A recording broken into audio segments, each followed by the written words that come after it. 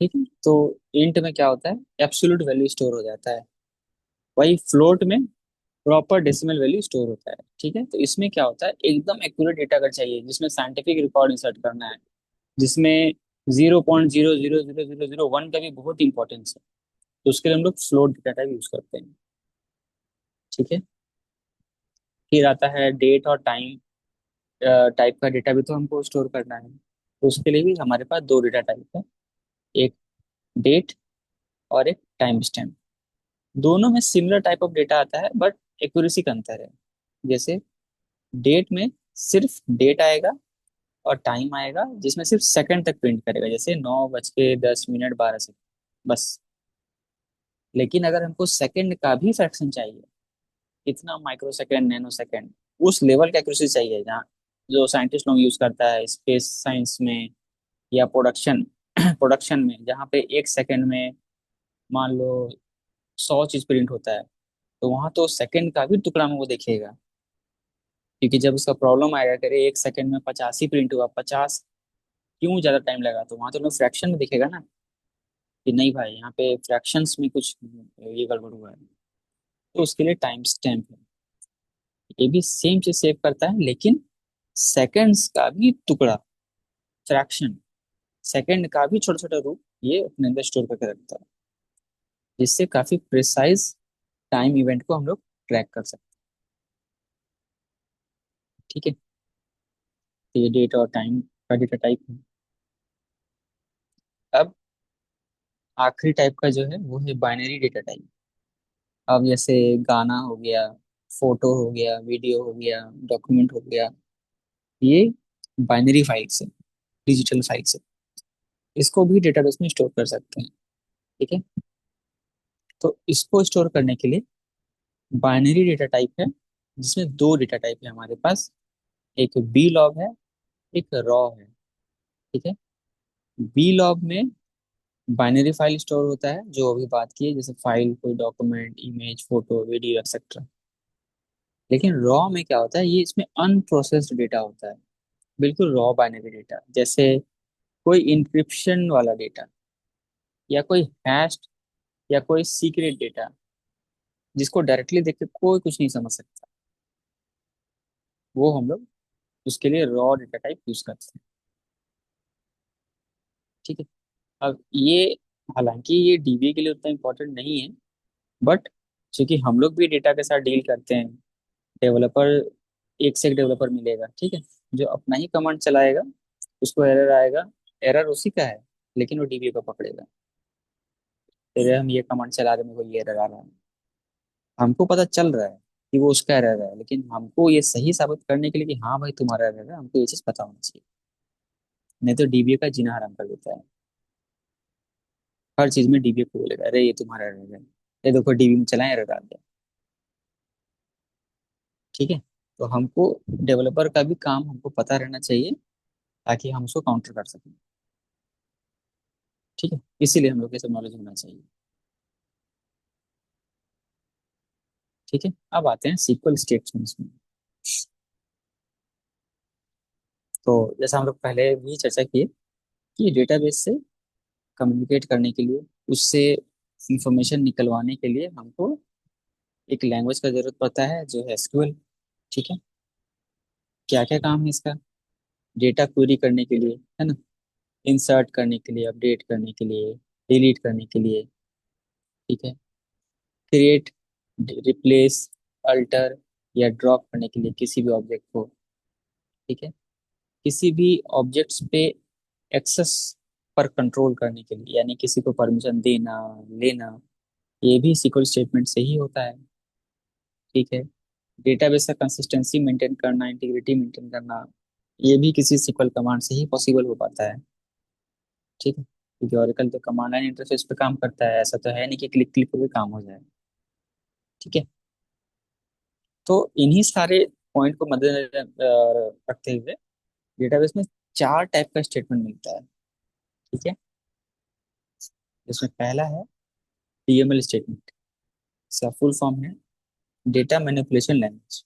नाम से ही लग रहा है मैनिपुलेट करना, यानी डेटा को अपने हिसाब से बना चना के अपने हिसाब से यूज करना है, जिसमें आता है सेलेक्ट, इंसर्ट, अपडेट, डिलीट, मर्ज। ठीक है, ये 5 टाइप का कमांड डीएमएल के अंदर आता है। ठीक है, जिसको हम लोग आगे थोड़ा देखेंगे कैसे कैसे यूज करना है। सेकंड कैटेगरी है डीडीएल, जिसको बोलते हैं डेटा डेफिनेशन लैंग्वेज। ठीक है, इसमें हम एक नया स्ट्रक्चर क्रिएट करते हैं।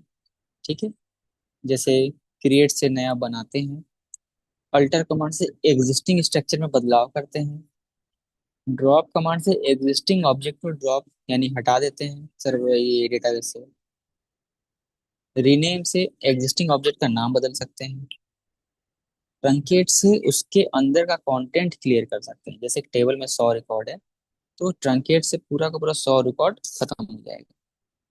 ठीक है, और कमेंट, कमेंट से क्या होता है, सिर्फ उस ऑब्जेक्ट का अंदर कुछ भी रिकॉर्ड है, उस रिकॉर्ड का एक रेफरेंस कमेंट हम इंसर्ट करते हैं। जैसे नहीं होता किसी कॉपी में हम कुछ नोट्स लिख रहे होते हैं, तो बगल में कुछ पहचानने के लिए कि हाँ ये शर्मा जी का नोट्स है, तो एक हम ब्रैकेट में लिख देते हैं कमेंट्स, कुछ वैसा ही है। तो टेबल में भी ऐसा होता है, कभी कोई क्या बोले, कोई नया रो इंसर्ट हुआ तो एक हम कमेंट डाल देते हैं कि ये इस वजह से ये रो इंसर्ट करना पड़ा था, कुछ ऐसा। तो उसके लिए कमेंट यूज करते हैं। फिर है डीसीएल है, यानी डेटा कंट्रोल लैंग्वेज, यानी डेटाबेस में कंट्रोल मैनेजमेंट करने के लिए। तो कंट्रोल में क्या हो सकता है, परमिशन देना या लेना। तो एक होता है ग्रांट, जिसे परमिशन देते हैं, एक है रिवोक, जिसे परमिशन वापस ले लेते हैं। ये दो ही टाइप का है डीसीएल में। आखिरी है ट्रांजैक्शन कंट्रोल। ट्रांजैक्शन माने कुछ भी लेन देन होना। बैंक का भाषा में ट्रांजेक्शन किसको बोलते हैं, डेबिट या क्रेडिट, आना या जाना, है ना। तो डेटाबेस में वही होता है, इंसर्ट यानी डेटा नया इंसर्ट होना, डिलीट डेटा डिलीट हो जाना, और अपडेट एग्जिस्टिंग डेटा मॉडिफाई हो जाना। ये सभी ही एक ट्रांजेक्शन। तो उसको या तो हम फाइनलाइज कर सकते हैं कमिट कमांड से, यानी परमानेंट हाँ जो है सही है, या तो रोल बैक कर सकते हैं, यानी उसको हम रिवर्ट कर सकते हैं कि नहीं नहीं, ये रिकॉर्ड सही इंसर्ट नहीं हुआ था, कैंसिल कर दो इसको, तो रोल बैक है। ठीक है, तो ये सारा स्टेटमेंट्स है। कुछ पूछना है इसमें? नहीं भी। नहीं भी। ठीक, ठीक। अब देखो, खाली और इसमें एक, लिख दीजिए जो डीएमएल होता है उसमें कमिट का जरूरत रहता है, सेलेक्ट को छोड़ दो। अच्छा यहाँ लिख देते हैं, इट नीड्स, ये क्योंकि ना हम इसलिए नहीं लिखे ना, क्योंकि हम डीएमएल वर्सेस डीडीएल हम सोचे थे आगे, बट चलो कोई नहीं, इट नीड्स कमिट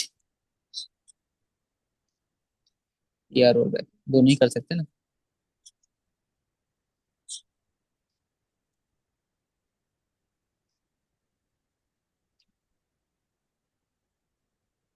ठीक है, अब ओरेकल डेटा स्टोर करता कैसे। ओरेकल स्टोर करता है टेबल में। ठीक है, टेबल होता क्या है, तो सिंपल, हम लोग जैसे स्कूल में बनाते थे टेबल, क्या होता था, वर्टिकल लाइन हॉरिजॉन्टल लाइन, है ना। तो रो रो और और कॉलम, कॉलम का। हाँ रो और कॉलम का कॉम्बिनेशन से टेबल बनता है। तो ओरेकल भी डेटा वैसे ही स्टोर करता है, रो और कॉलम के फॉर्म में। ठीक है, ये कुछ ऐसा हम उदाहरण दे दिए हैं जिसमें ऊपर से नीचे रो बोलते हैं, लेफ्ट टू राइट कॉलम बोलते हैं। ठीक है ना, एक टेबल में मिनिमम एक कॉलम होना चाहिए, और मैक्सिमम का ऐसा कोई लिमिट हमको पता नहीं है, बट कोई लिमिट होगा, वो 200 250 300 कुछ भी हो सकता है। ठीक है, अभी तक हम उतना बड़ा टेबल देखे नहीं है कि जिसमें 200 300 कॉलम हो। लास्ट जो देखे थे उसमें शायद 60 कॉलम था, 60 65 कॉलम था। ठीक है, ये है। अब यहाँ जैसे हमको देख के दिख रहा है कि एक टेबल है जिसमें 1 2 3 4 5 कॉलम है। इससे हमको पता चला एक टेबल का स्ट्रक्चर कैसा है, उस टेबल में 5 कॉलम है, सिंपल स्ट्रक्चर, डेटा तक नहीं गए है ना, सिर्फ स्ट्रक्चर। अगर किसी टेबल का स्ट्रक्चर हमको नहीं पता है और देखना है, तो उसके लिए कमांड आता है डिस्क्राइब। तो डिस्क्राइब टेबल का नाम देंगे तो उस टेबल का स्ट्रक्चर दिखता है। ठीक है, देख लेते हैं।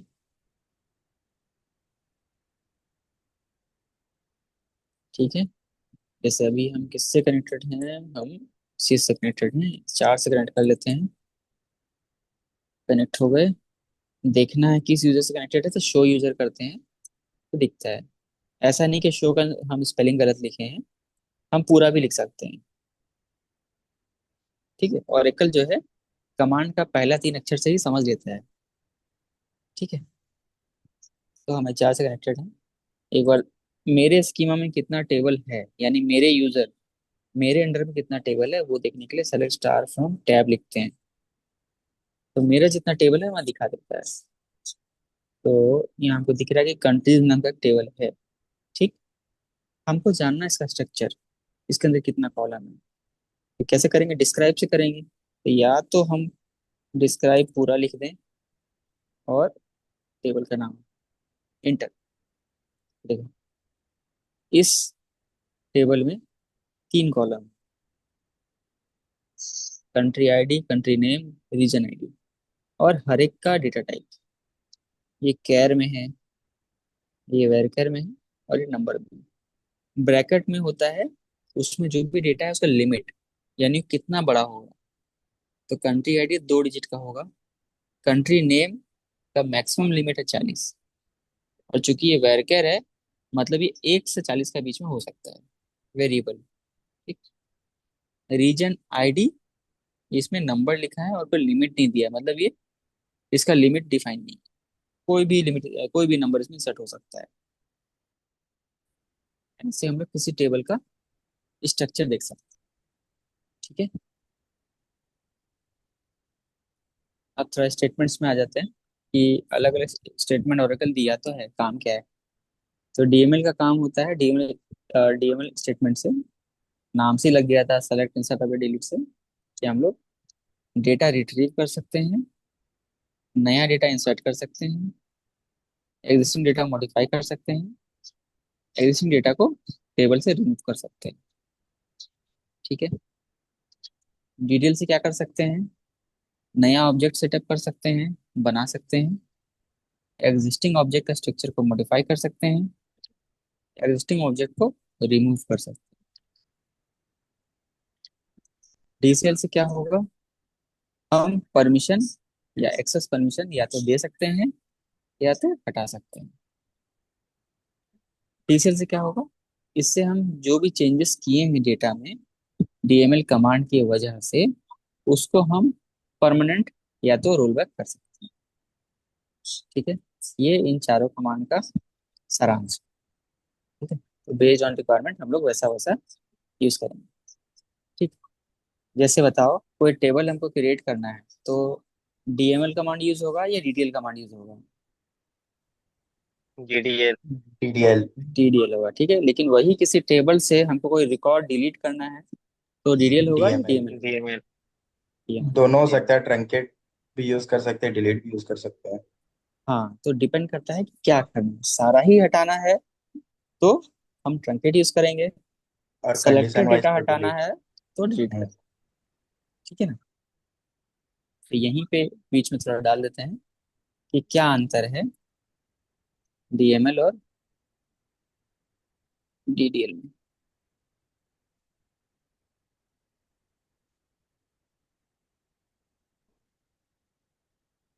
ये इंटरव्यू में भी बहुत पूछा जाता है। ठीक है, तो यहाँ हम डिफरेंस दिखा पाएंगे, हाँ दिखा देते हैं। ये लेफ्ट ले देते हैं डीएमएल,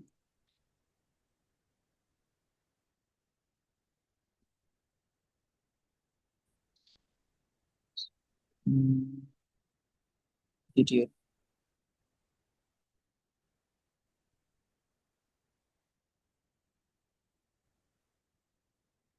ठीक, डीएमएल में सबसे पहले क्या क्या आता है, इससे सिर्फ हम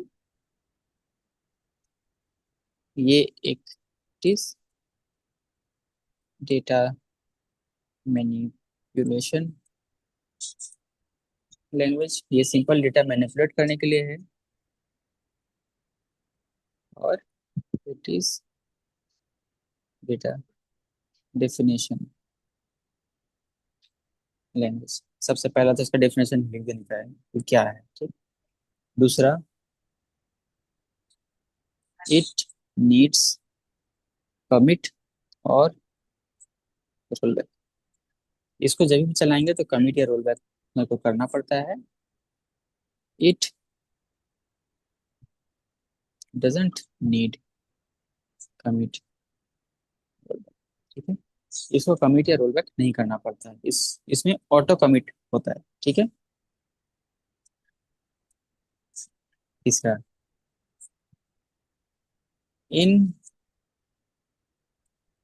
केस ऑफ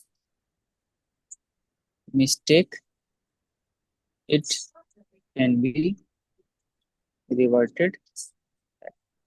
अगर डीएमएल में कोई गड़बड़ हो तो रिवर्ट कर सकते हैं उस चेंज को। एक तो है रोल बैक से, दूसरा फ्लैशबैक वगैरह अलग अलग ऑप्शन होता है, कर सकते हैं, थोड़ा आसान। इसको रिवर्ट करना थोड़ा मुश्किल होता है डीडीएल को, ठीक है। Revert is possible but little bit tricky and difficult,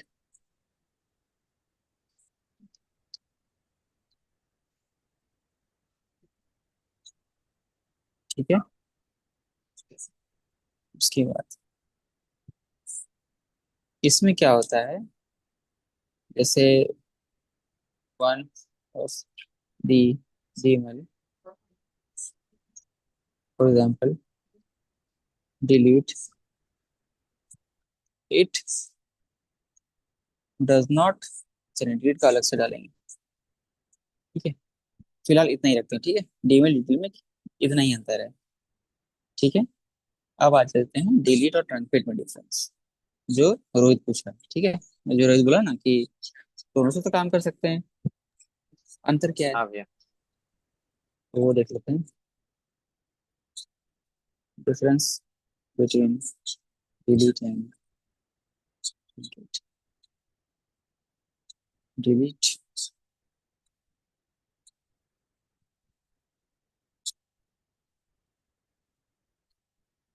truncate,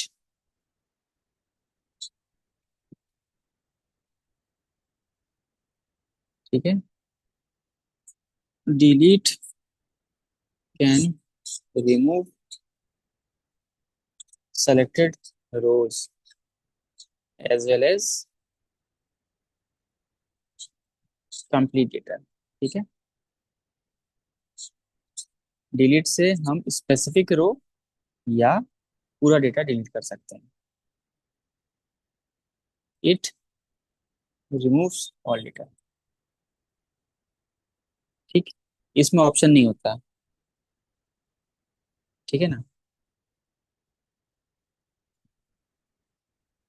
इसमें ये सारा ही डेटा हटाएगा, ठीक है। दूसरा चीज क्या होता है, इट डज नॉट फ्री और release empty data blocks to OS,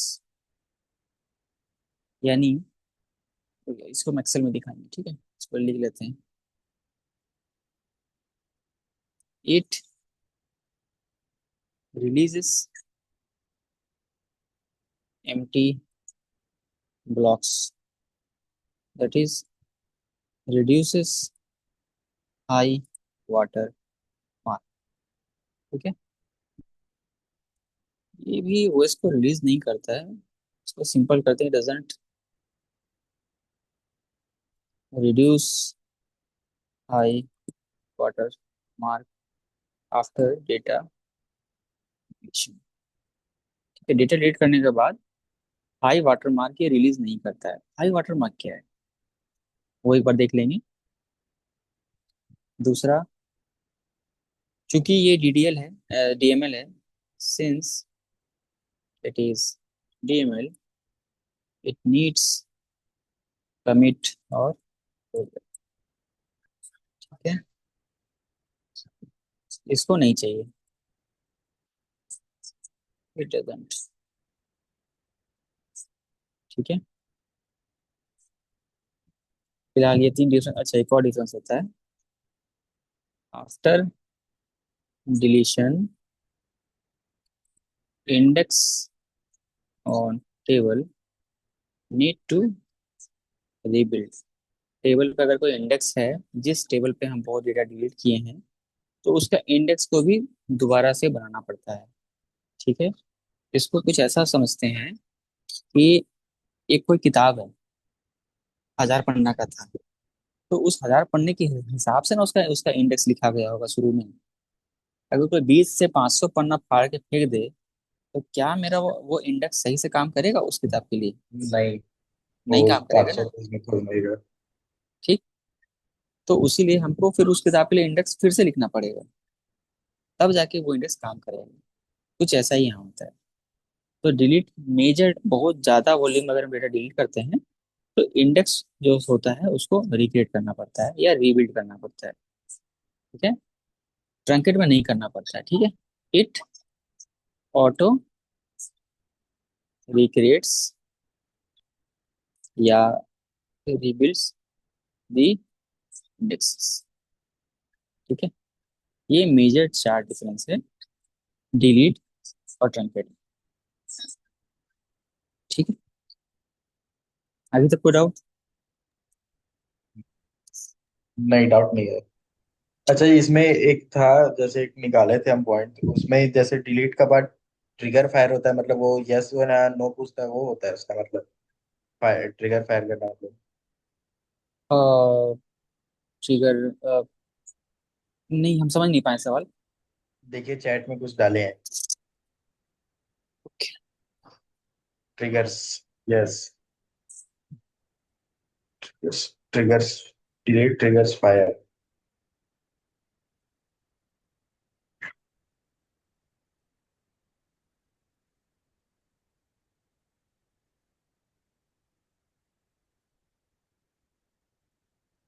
type DML what it does triggers.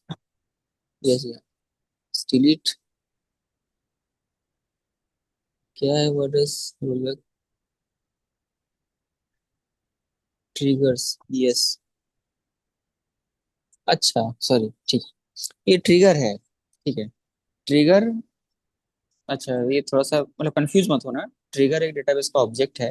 ये हम लोग को आगे देखना था, बट थोड़ा हाई लेवल बता दे रहे हैं। ट्रिगर डेटाबेस का एक ऑब्जेक्ट है जो किसी पर्टिकुलर इवेंट पे ट्रिगर होता है। ठीक है। और वो ना बैठ के मॉनिटर कर रहा होता है कि डेटाबेस में क्या क्या कमांड चल रहा है। सपोज अगर कोई हम डिलीट ट्रिगर अगर हम बनाए हैं, ठीक, तो वो जस्ट कैप्चर करता है कि किसी पर्टिकुलर टेबल से कोई रिकॉर्ड कब डिलीट किया जा रहा है। जैसे ही कोई यूजर डिलीट कमांड चलाता है, फट से वो ट्रिगर एक्टिव होता है और वो एक्शन को लॉक कर लेता है। और वो मेरे हिसाब से डेटा लॉक करता है, हम जैसा ट्रिगर को बनाएं। जैसे हम चाहते हैं कि ट्रिगर वो इवेंट को कैप्चर करे और ये चीज इंसर्ट करे कि कौन यूजर चलाया, क्या रिकॉर्ड था पहले, ठीक, क्या डिलीट किया, ये चीज। तो वो उसी हिसाब से वो कैप्चर करके उस डेटा को सेव करता है किसी दूसरे टेबल में। लेकिन ट्रंकेट भी तो डेटा एक तरीके से हटा ही रहा है। लेकिन ट्रंकेट जब चलता है तो वो ट्रिगर काम नहीं करता है, उस ट्रिगर को पता ही नहीं चलता है। ठीक है। ये वो चीज बोलने का कोशिश कर रहा है। ठीक है। तो ट्रंकेट जो है डिलीट ट्रिगर में कैप्चर नहीं होता है, उसके लिए अलग से ट्रिगर बनाना पड़ता है ट्रंकेट इवेंट के लिए। मतलब वो टास्क शेड्यूलर टाइप का। नहीं, टास्क शेड्यूलर तो जैसे क्या होता है कि किसी फिक्स फिक्स टाइम पे चलेगा। जैसे हम 7 बजे सेट किए, तो वो शेड्यूलर 7 बजे चलेगा। अगर कोई 6:55 में करके निकल गया तो वो नहीं पता चलेगा ना। लेकिन ट्रिगर किसी खास टाइम पे नहीं चलता है, वो उस इवेंट का वेट करता है। ठीक है। वो दिन भर चलता रहता है, एक तरीके से बैठा रहता है देखने के लिए। जैसे ही वो कमांड चला, वो फट से एक्टिव हो जाता है। ठीक है। ये अंतर है। ठीक। जैसे एक हम आदमी को बैठाएं कि तुमको हर 7 8 हर घंटे चेक करना है कौन क्या कर रहा है, कोई भी उठेगा तो मेरे को बताना। तो जब 7 बजे को उठेगा तभी ना तुम देखेगा, कोई 7:30 में उठेगा तुम कैसे देखेगा? लेकिन ट्रिगर हर समय दिखता रहता है, जब कुछ होता हुआ देखिए कैप्चर कर देगा। ठीक है। ठीक है। हम्म। अब ऐसे तो हमारे पास हम लोग सैंपल स्कीमा इंस्टॉल किए हैं, तो फिर भी एक डमी टेबल बना के देख लेते हैं। तो एचआर से कनेक्ट कर लेते हैं। एचआर एक यूजर है, शायद एचआर से कनेक्टेड है। देख लेते हैं किससे कनेक्टेड है। तो एचआर से connected। इसको डाल देते हैं। क्रिएट टेबल का एक बेसिक सिंटेक्स हम डाले हैं। हमेशा प्रैक्टिस रखना चाहिए कि कुछ भी ऑब्जेक्ट क्रिएट करें तो स्कीमा लगा के क्रिएट करें, भले ही अपना स्कीमा में क्रिएट कर रहे हैं। ठीक है।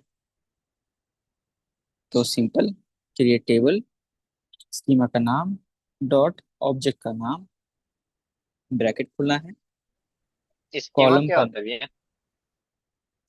स्कीमा। ओके। स्कीमा भी डेटाबेस का यूजर ही है। जैसे उदाहरण के तौर पे डेटाबेस में जो डेटा है, ठीक, उसका ओनर कोई ना कोई यूजर ही है। करेक्ट। लेकिन डेटाबेस में जरूरी नहीं ना जितना यूजर लॉगिन कर रहा है सबका अपना डेटा हो सकता है उसमें से 5 ही यूजर है जिसका डेटा है, बाकी 100 यूजर है जो सिर्फ डेटा देखने के लिए लॉगिन करता है। करेक्ट। तो यही डिफरेंस है। स्कीमा भी नॉर्मल यूजर है, बस उसका अपना डेटा होता है खुद का, अपना टेबल, अपना इंडेक्स, अपना ऑब्जेक्ट होता है। लेकिन नॉर्मल यूजर का अपना किसी भी तरीके का टेबल या ऑब्जेक्ट नहीं होता है। ठीक है। इसीलिए हम यहाँ पे एचआर को स्कीमा क्यों बोले, क्योंकि इसके अंदर एक टेबल बन रहा है, इसके अंदर एक टेबल है। ठीक है, तो ये स्कीमा हो गया। ठीक है। तो ये क्रिएट टेबल का कमांड है। Create table schema dot table का नाम। तो ये टेबल बनेगा मेरे अंदर, यानी हम एचआर से कनेक्टेड है तो एचआर। अगर हम यहाँ पे एचआर नहीं लगाएंगे तो ये बाय डिफॉल्ट बनेगा उस यूजर के अंदर जो यूजर से हम लॉग इन। ठीक है, बट बेस्ट प्रैक्टिस होता है कि अगर हम उसी यूजर से लॉग इन है फिर भी स्कीमा लगाओ। ठीक है ना। इससे इससे होगा क्या, अगर देखो हम ये वाला कमांड हम अगर कोई अदर यूजर में भी चलाते तो हमको जिसमें बनाना है उसमें बने। वहीं बनेगा। करेक्ट। जैसे अभी देखो हम सिस से लॉग इन है। ठीक है। अभी अगर हम चला दिए, क्या क्या, अच्छा नंबर का लिमिट 138 होता है, 10 ही देते हैं। ठीक है। अभी अगर हम वापस एचआर में जाएं तो हमको ये वहां बनता हुआ वहां पे बना हुआ दिखेगा, है ना, माई टेबल। भले हम सिस से बनाए लेकिन बना कहाँ है एचआर के अंदर। ठीक है, इसीलिए स्कीमा लगा के हमेशा क्रिएट करना चाहिए ताकि गड़बड़ ना हो। ठीक है, ये हम नहीं भी लगाएंगे और अगर हम एचआर से कनेक्टेड है तो सही से बनेगा, कोई प्रॉब्लम नहीं आएगा, लेकिन ये बेस्ट प्रैक्टिस नहीं कहलाता है। ठीक है। ये है, हेलो। टेबल बन गया। हाँ। जैसे एक पैकेज था, मतलब रिलीज था, एक पैकेज को रोल बैक करना था। ठीक है। पैकेज में स्कीमा लगाया लेकिन एक लड़का बॉडी पे स्कीमा नहीं लगाया, और वो ओके। सिस्टम पे क्रिएट हो गया, हाँ। और जिसके कारण इनवैलिड हो गया हो। तो इनवैलिड ऑब्जेक्ट में वो काउंट हो रहा है। हाँ, तो उसको क्या हम हटा सकते हैं क्योंकि वो सिस्टम, क्योंकि ऑलरेडी वो पैकेज उस स्कीमा में भी बना हुआ है और वो सिस्टम पे भी है, तो क्या हम सिस्टम वाला हटा सकते हैं या हमको परमिशन लेना पड़ेगा? बिल्कुल हटा सकते हैं अगर तुम उसको अभी किया ही है रिलीज के दौरान। अभी नहीं, तब जैसे वो 2 दिन पहले का रिलीज था, हमको आज रात में मालूम चला कि वो लड़का ऐसे कर दिया है। अच्छा, तो देखो अगर पता है कि उस दिन गड़बड़ हुआ था तो हम्म। आमतौर पे वहां पे तुम्हारा टीम में किसी को भी बोल के कि हाँ ये 2 दिन पहले ये रिलीज हुआ था, ये गलती से इसमें बन गया था, इसको हम ठीक कर दिए हैं, तो इसको हम क्या डिलीट कर सकते हैं। आमतौर पर उसको सेम डे करना चाहिए जिस दिन गड़बड़ हुआ, उसी दिन चेक करना चाहिए। जैसे हम ये टेबल बनाएं, ठीक है, तो हम इसका डिटेल देख सकते हैं। एक होता है ऑल ऑब्जेक्ट्स नाम का, ठीक है, इसमें हम देख सकते हैं select owner, owner, object name, object ये टाइप। तो डीबी ऑब्जेक्ट से भी दिखता है ना? हाँ, डीबी ऑब्जेक्ट में सारा दिखेगा। हम्म। ठीक है, इसमें जो है थोड़ा सा फिल्टर होकर दिखेगा। अच्छा, ज्यादा आ गया, क्या तो होता है। वेयर क्लॉज माई भी लगाना पड़ेगा ना? माई ऑब्जेक्ट से क्या तो होता है, व्यू होता है, एक डी, एक ऑल होता है, एक डीबी होता है, एक और होता है, तीसरा हम भूल गए। छोड़ो, ऐसे ही देख लेते हैं। Owner, object name, object type, created from all objects where owner equal to HR. अगर ऐसे प्रिंट सही से नहीं आता है तो देखना होता है कि कौन सा कॉलम जरूरत से ज्यादा बड़ा प्रिंट हो रहा है। तो यहाँ हमको दिख रहा है कि ओनर जो इतना बड़ा क्यों प्रिंट हो रहा है, जबकि ओनर एचआर दो कैरेक्टर में काम हो जाएगा, तो इस कॉलम का हम लेंथ लिमिट कर सकते हैं। तो हम 10 कर देते हैं। ऑब्जेक्ट नेम भी काफी बड़ा दिख रहा है, उसको 20 कर देते हैं। बाकी सब ठीक है। ए 10 और ए 20 क्या है? लेंथ है, चौड़ाई, कितना चौड़ा एरिया उसको हम देते हैं प्रिंट करने के लिए, यानी कितना कैरेक्टर वो प्रिंट कर सकता है। ठीक है ना। तो फिलहाल जो ओनर के लिए इतना लंबा जगह ले रहा था, उसका जरूरत ही नहीं है, क्योंकि ओनर के अंदर उसको क्या प्रिंट करना है, एचआर ही प्रिंट करना है, और एचआर के लिए दो कैरेक्टर काफी है। तो हम यहाँ पे A2 देते तो काम हो जाता, फिर भी हम A10 दे दिए, क्योंकि कोई दिक्कत नहीं, इतना मेरा स्क्रीन पे दिख जाएगा। ठीक है। अब क्या हमको पिछला कमांड जो हम चलाए थे हम दोबारा लिखना पड़ेगा? नहीं। अगर पिछला कमांड चला था, हमको दोबारा चलाना है तो स्लैश लिख के इंटर मारेंगे तो पिछला कमांड खुद से चलेगा। ठीक है। तो देखो एचआर के अंदर इतना ऑब्जेक्ट है, तो हमको ढूंढना है हम लास्ट जो क्रिएट किए वो दिख रहा है कि नहीं। तो देखो लास्ट हम ये क्रिएट किए, तो ये दिख रहा है कि मेरे अंदर बना है। ऐसे ही हम लोग को वैलिडेट करना होता है कि हम जो बनाए हैं क्या वो मेरे अंदर बना है। ठीक। अगर हमको यहाँ दिखता है कि नहीं, ये एचआर की जगह सिस में बन गया है, तो गड़बड़ है, तुरंत उसको ड्रॉप करके फिर से उसको ठीक से बनाना होता है। ठीक है। तो उस केस में पूरी बदल जाएगा। उस केस में ऑनर हम नहीं लगाएंगे, उस केस में सिर्फ ऑब्जेक्ट नेम लगाएंगे।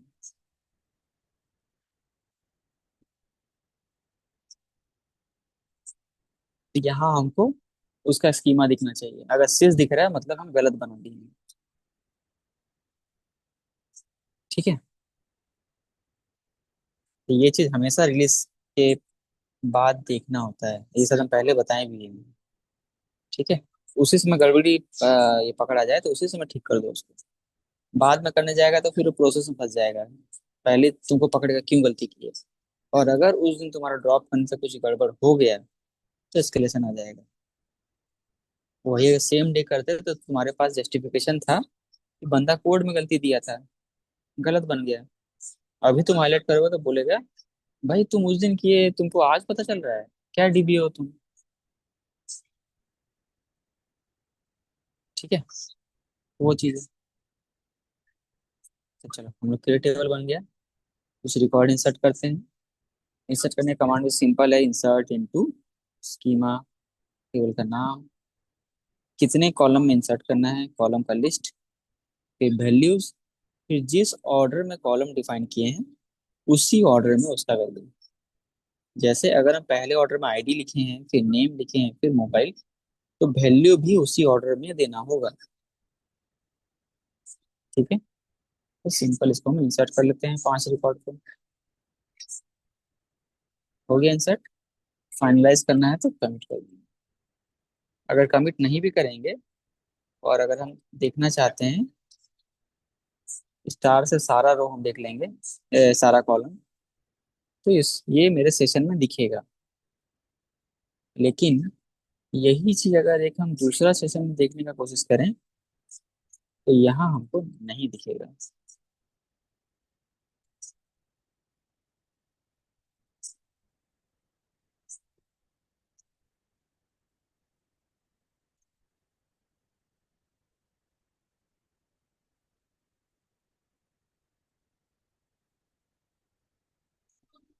क्यों नहीं दिखेगा? ट्रांजेक्शन कमिट हुआ ही नहीं। ठीक है, तो उसके लिए हमको कमिट करना पड़ेगा। यही है ओरेकल जो कंसिस्टेंसी मेंटेन कर रहा है। अगर अगर ओरेकल ये मेंटेन नहीं करता तो क्या होता? मान लो तुम इस टेबल पे काम कर रहे थे, अभी तुम कुछ पे डेटा तुम बना रहा था, तुम 2 सेकंड पहले देखा था यहाँ राहुल है, दोबारा तुम जो चेक करने गया, अरे यहाँ पे श्याम दिख रहा है। तुम बोले चलो चलो हो सकता है चेंज हो गया होगा, चलो अपना रिकॉर्ड चलता है। फिर तुम दोबारा जब चेक करने गया, अरे यहाँ फिर राहुल फिर से हो गया है। तो ऐसे अगर सडन चेंज होता रहेगा, तुम्हारा तो कुछ रिपोर्ट्स या कुछ बन ही नहीं पाएगा, यानी डेटा कंसिस्टेंट ही नहीं है। तो ओरेकल कंसिस्टेंसी मेंटेन करता है। अपना सेशन में तुम्हारा काम कुछ भी करो, जब तक तुम कमिट नहीं करेगा तब तक वो डेटा बाकी लोगों को नहीं दिखेगा। ठीक है, अभी जैसे ही हम कमिट करेंगे, तब ये यूजर जब चलाएगा तब उसको डेटा दिखने लगेगा। ठीक है, कुछ ऐसा ही डिलीट के साथ भी होता है। डिलीट करो, कमिट करो, तभी बाकी के सेशन में वो इम्पैक्ट में आएगा। ठीक है। ठीक है। ठीक है, अब अलग अलग डीएमएल का थोड़ा सा अलग अलग एग्जांपल दे दिए हैं। जैसे डीएमएल में सेलेक्ट का सिंटेक्स का फॉर्मेट, जैसे स्टार होता है क्या, स्टार करेंगे तो सारा कॉलम आ जाएगा। एक डिस्टिंक्ट होता है, डिस्टिंक्ट क्या करता है? यूनिक। डुप्लीकेट, हाँ केवल यूनिक वैल्यू को प्रिंट करता है, डुप्लीकेट वैल्यू को ये सप्रेस कर देता है। ठीक है, फिर हम कोई एक्सप्रेशन यूज कर सकते हैं। ठीक है, एक्सप्रेशन बहुत टाइप का होता है, हम जोड़ घटाव गुना भागा बहुत सारी चीज हम कर सकते हैं एक्सप्रेशन पे। ठीक है, एलियासिंग मिनिमम कर सकते मैक्सिमम एवरेज हो। वो तो एग्रीगेट क्या? फंक्शन है। वो तो एग्रीगेट। एग्रीगेट वो तो एग्रीगेट फंक्शन है। ठीक है, आगे हम लोग देखेंगे एक्सप्रेशंस क्या है। ठीक है, सारा डेटा सेलेक्ट करना है तो चलो स्टार, कॉपी करना है और चला देना। ठीक है, तो इम्प्लॉयज टेबल में सारा रिकॉर्ड मेरे को दिखा दिया। तो देखो ये सही से प्रिंट नहीं हो रहा है, नोटिस करो, ये स्क्रीन का बस इतना ही हिस्सा यूज कर रहा है। एक, ये देखो स्क्रीन का इतना ही हिस्सा यूज कर रहा है, बाकी राइट वाला यूज नहीं कर रहा है। ठीक है, इसका क्या मतलब है? ये जो हॉरिजॉन्टल लाइन है ना पूरा, ये लिमिट ओरेकल में सेट नहीं है इस स्क्रीन पे, तो उसको बढ़ाना पड़ेगा। उसके लिए क्या करते हैं? सेट लाइन साइज, ये जो पूरा है इसमें कितना कैरेक्टर अटेगा, या तो तुम गिनो ऐसे, एम्प्लॉयज आईडी 8 हुआ, ऐसे गिनते जाओ जब तक पूरा एंड तक ना पहुंचे। सपोज तुम पूरा पहुंचे, तुमको पता चले कि 150 लगेगा, 180 लगेगा, तो तुम अपने से हिसाब से 200 250 दे दो, 250, दोबारा चलाओ, तो देखो पूरा स्क्रीन पे आ गया। ठीक, यानी तुम ओरेकल को बता दिया कि मेरा स्क्रीन इतना बड़ा है, आप इतना बड़ा स्क्रीन में दिखा सकते हो, है ना। सिंपल हम वो बताएं, लेकिन अब देखो क्या हो, अब ये ना पेज का साइज छोटा है। अब देखो इतना, फिर यहाँ पे इतना डेटा दिखाया, फिर से हेडिंग आ रहा है, फिर से रिकॉर्ड आ रहा है, फिर हेडिंग है, फिर से रिकॉर्ड आ रहा है, यानी एक सिंगल ही पेज में ये 1 पन्ना, 2 पन्ना, 3 पन्ना, 4 पन्ना दिखाने की कोशिश हो ये कर रहा है। मतलब जो चीज हम हॉरिजॉन्टल डिफाइन किए, वही चीज हमको वर्टिकल भी डिफाइन करना पड़ेगा। ऑरेकल अभी भी सोच रहा है कि मेरा वर्टिकल पेज का साइज इतना ही है, इसलिए इतना दिखाने के बाद फिर से हेडिंग दिखा रहा है, तो पेज का साइज छोटा है। तो